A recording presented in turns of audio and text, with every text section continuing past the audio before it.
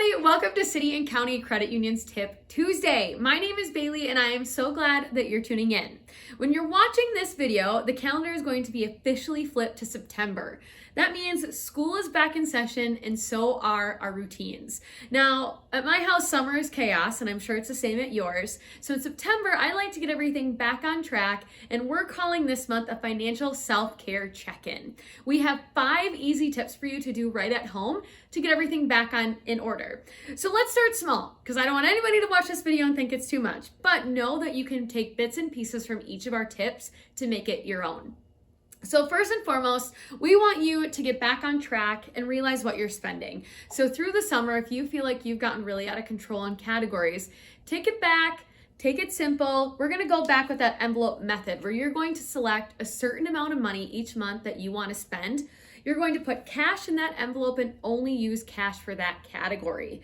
Now, I will tell you this too, with kids going back to school, this is a great thing to involve the family in. So summer eating out is, kind of a lot, I think, especially with activities. Back in the school year, create a family envelope that is specifically for eating out. And then when you go out, talk about what you're spending as a family so they also learn the value of $1. And let's say you want to take that a step further. You can also do something a little more intense, especially if you don't want to use cash. This is our spending tracker, and we'll link this PDF right in the video description. But what you're going to do is at the end of each day, you're going to track your spending. You're going to write the date, the description, category, and the amount. I almost like to call this a check register 2.0, because if at the end of the day, especially if you're budgeting with somebody, you don't remember where you went, how much you've spent, this helps you keep on track. And I will tell you, in my household, we had to really get a handle on gas station stops. And let me tell you, it was not for gas. It was for treats and Twizzlers at the front. So this is a great way for you to keep things back on track as you go into the fall. The next 3 really are self-care. And for me, this is what money is all about because it does not have to be this stressful thing to budget your money.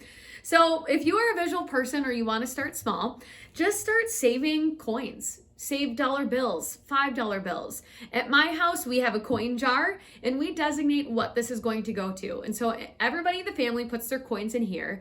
When it's full, we go to a really nice restaurant and we get an appetizer, a meal, dessert, some cocktails, and we get to go without that stress because it came from here.